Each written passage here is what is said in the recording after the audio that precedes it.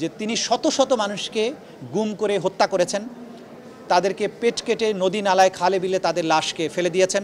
তো উনি একটা ঢালাও অ্যাপ্লিকেশন করেছেন, কখনো বলছেন আমার ফোনের কল রেকর্ড মেসেজ এগুলো আমি পেতে চাই।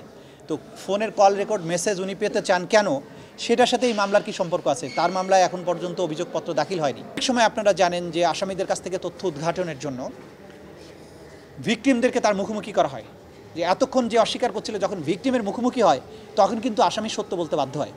এইরকম কোর্টের মধ্যে সে আননেসেসারি অ্যাপ্লিকেশন দিয়ে কোর্টের সময় নষ্ট করার চেষ্টা করেন।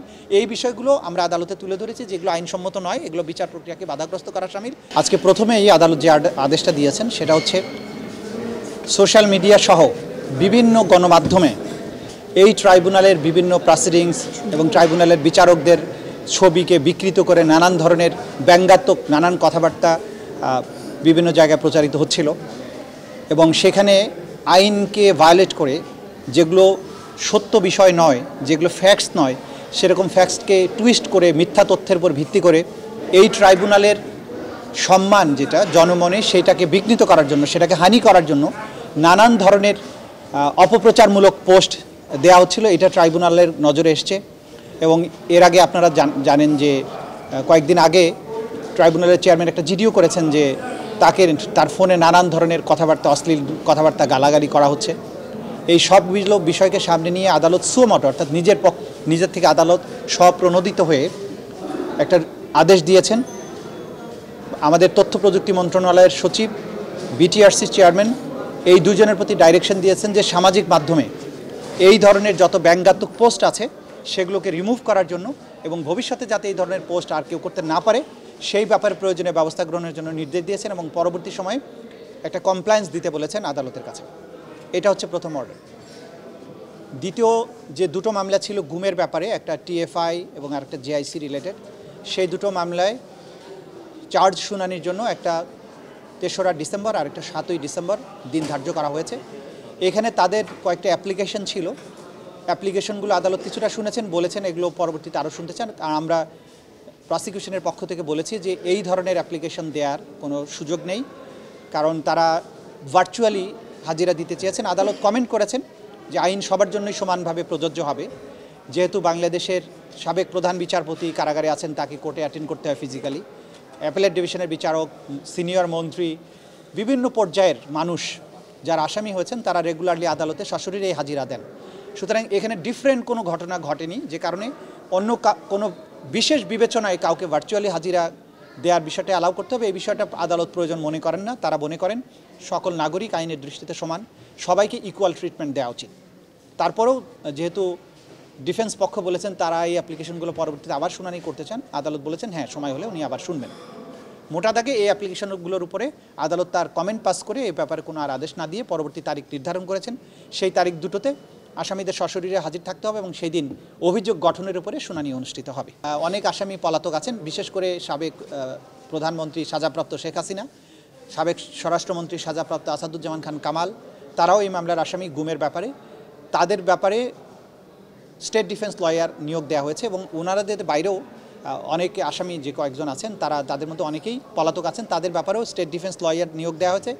স্পেশালি শেখ হাসিনাকে ডিফেন্ড করার জন্য একজন লয়ার জেরাই খান পান্না, তাকে নিয়োগ দেওয়া হয়েছে। আর আসাদুজ্জামান খান কামালের জন্য একজন লয়ার এনগেজ করা হয়েছে, এবং বাকি যারা আছেন তাদের জন্য আলাদাভাবে স্টেট ডিফেন্স লয়ার নিয়োগ করা হয়েছে, এবং তারা আইন অনুযায়ী আদালতকে সেইভাবে স্টেট ডিফেন্স লয়ার হিসেবে সহযোগিতা করবেন। না, বিষয়টা হচ্ছে উত্তপ্ত বাক্য বিনিময়ের কিছু নেই। বিষয়টা হচ্ছে আদালতের প্রসিডিংস, এটা ওনারা অ্যাপ্লিকেশন দিয়েছেন, কিন্তু আমরা যেটা প্রশ্ন করেছি আদালতের কাছে, যে আদালতে আমরা যুক্তিতর্ক তুলে ধরেছি যে এই আদালতের কাছে যে কোনো আবেদন যদি করতে হয় তাহলে কোন আইন অনুযায়ী বা আইনের কোন বিধান অনুযায়ী, কোন ধারা অনুযায়ী আবেদন করা হচ্ছে সেটা উল্লেখ করতে হবে। তো উনি একটা ঢালাও অ্যাপ্লিকেশন করেছেন, কখনো বলছেন আমার ফোনের কল রেকর্ড মেসেজ এগুলো আমি পেতে চাই। তো ফোনের কল রেকর্ড মেসেজ উনি পেতে চান কেন, সেটার সাথে এই মামলার কি সম্পর্ক আছে? তার মামলায় এখন পর্যন্ত অভিযোগপত্র দাখিল হয়নি। তো ওনার মেসেজ এবং কল রেকর্ড যদি উনি পেতে চান ভিন্ন ফোরামে যাবেন, তো ওনার যে কোনো কিছু দরকার হলে ট্রাইব্যুনালের কাছে আসছেন, এটা আইনের বিধানের বাইরে, এটা আনহার্ড অফ।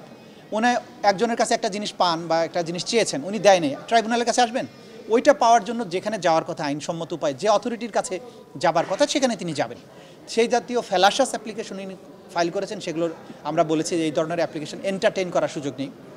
আরেকটা অ্যাপ্লিকেশন করেছেন যে ইন্টারোগেশনের সময় তার আইনজীবী তারা উপস্থিত থাকবেন ওই রুমে। আমাদের আইনে এই ইন্টারন্যাশনাল ক্রাইমস ট্রাইব্যুনাল অ্যাক্টের কোথাও ইন্টারোগেশনের সময় তদন্তকারী কর্মকর্তার সামনে আইনজীবীকে বসে থাকার কোনো বিধান আইনে নাই। কিন্তু এই আদালত বিশেষ করে স্বচ্ছতার স্বার্থে একজন আইনজীবীকে আসামিকে যখন জিজ্ঞাসাবাদ করা হয় তার পাশে মিনস পার্শ্ববর্তী কোনো রুমে উপস্থিত থাকার জন্য পারমিশন দিয়ে থাকেন এবং 2010 সালে যখন ট্রাইব্যুনাল প্রতিষ্ঠিত হয় সেই সময় থেকে এই নিয়মটা মানা হচ্ছে যে যখনই কোনো আসামিকে জিজ্ঞাসাবাদ করা হয় তদন্ত সংস্থায় তার একজন আইনজীবী যদি ইচ্ছা করেন তাহলে তিনি উপস্থিত থাকবেন পাশের রুমে এবং ইন্টারভালের সময় বা যখন দরকার হবে তখন উনি গিয়ে তার সাথে দেখা করতে পারবেন, তার কোনো সমস্যা আছে কিনা জিজ্ঞাসা করতে পারবেন। পাশাপাশি একজন ডাক্তারকেও রাখা হয় যাতে কোনো সময় যদি সেই আসামি অসুস্থতা বোধ করেন তাহলে যাতে তাকে চিকিৎসা দেওয়া যায়। এগুলো ফেয়ারনেসের স্বার্থে আদালত করে থাকেন, এগুলো আমাদের আইনে কিন্তু নাই, তারপরেও এটা প্রোভাইড করা হয়। কিন্তু উনি বলতে চাচ্ছেন যে জিজ্ঞাসাবাদের সময় আসামির পাশে উনি বসে থাকবেন, এইটা বাস্তবসম্মত নয়। এবং যেহেতু তিনি আসামির আইনজীবী হলেও তিনি তার সম্পর্কে বোন এবং সেখানে তাকে এই জিজ্ঞাসাবাদের যে মূল উদ্দেশ্য তার কাছ থেকে তথ্য উদ্ঘাটন করা সেটার ক্ষেত্রে কিন্তু বিঘ্ন সৃষ্টি হবে। সেই জন্য তদন্ত সংস্থা বলেছেন যে তারা তাকে পার্শ্ববর্তী রুমে রাখতে পারবেন কিন্তু তার জিজ্ঞাসাবাদের সময় তার সামনে বা মুখোমুখি রাখতে পারবেন না। এবং আরও কিছু বিষয় তিনি উত্থাপন করেছেন যে জিজ্ঞাসাবাদ করার জন্য কে উপস্থিত থাকবে কে থাকবে না। আমরা খুব সুস্পষ্টভাবে দেখিয়েছি যে জিজ্ঞাসাবাদ করার স্বার্থে তদন্তকারী কর্মকর্তা যাকে প্রয়োজন মনে করবেন যে এই জিজ্ঞাসাবাদটাকে ফ্রুটফুল করার জন্য তাকেই পাশে রাখতে পারবেন। অনেক সময় আপনারা জানেন যে আসামিদের কাছ থেকে তথ্য উদ্ঘাটনের জন্য ভিকটিমদেরকে তার মুখোমুখি করা হয়, যে এতক্ষণ যে অস্বীকার করছিল যখন ভিকটিমের মুখোমুখি হয় তখন কিন্তু আসামি সত্য বলতে বাধ্য হয়। এইরকম প্রক্রিয়া তদন্ত সংস্থা ফলো করছেন, কিন্তু সেই প্রক্রিয়ার মধ্যে তিনি না গিয়ে সিন ক্রিয়েট করার চেষ্টা করেন, সবসময় তদন্তের কাজগুলোকে বিঘ্নিত করার চেষ্টা করেন, কোর্টের মধ্যে এসে আননেসেসারি অ্যাপ্লিকেশন দিয়ে কোর্টের সময় নষ্ট করার চেষ্টা করেন। এই বিষয়গুলো আমরা আদালতে তুলে ধরেছি যেগুলো আইনসম্মত নয়, এগুলো বিচার প্রক্রিয়াকে বাধাগ্রস্ত করা শামিল। এবং আমরা বিশেষভাবে বলেছি যে স্পেসিফিক্যালি এই যে আসামি জিয়াউল হাসান তার বিরুদ্ধে সোফার যে সমস্ত এভিডেন্স এসছে তদন্ত সংস্থার মাধ্যমে আমরা যেটা জানি যে তিনি শত শত মানুষকে গুম করে হত্যা করেছেন, তাদেরকে পেট কেটে নদী নালায় খালে বিলে তাদের লাশকে ফেলে দিয়েছেন। এই জাতীয় অসম্ভব শক্তিশালী এভিডেন্স আমাদের কাছে আছে।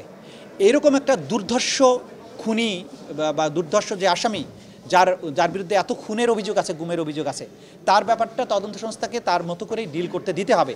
আইন অনুযায়ী তাকে জিজ্ঞাসাবাদ করা, তথ্য উদ্ঘাটনের জন্য যা প্রয়োজন তদন্ত সংস্থার সেগুলো এগুলো করতে দিতে হবে। কারণ বাংলাদেশের সবচাইতে আমি বলবো যে ব্যক্তি হিসাবে, একক ব্যক্তি হিসাবে সবচাইতে বেশি সংখ্যক অপরাধের সাথে তার সম্পৃক্ততা পাওয়া গিয়েছে বলে আমরা জানতে পেরেছি। সুতরাং এই বিষয়গুলো যতটুকু সম্ভব তাকে সতর্কতার সাথে জিজ্ঞাসাবাদ করার ব্যাপারে তদন্ত সংস্থার যে স্বাধীনতা আছে আইন অনুযায়ী সেটা যেন তদন্ত সংস্থা ভোগ করতে পারে সেটা আমরা আদালতের কাছে তুলে ধরেছি।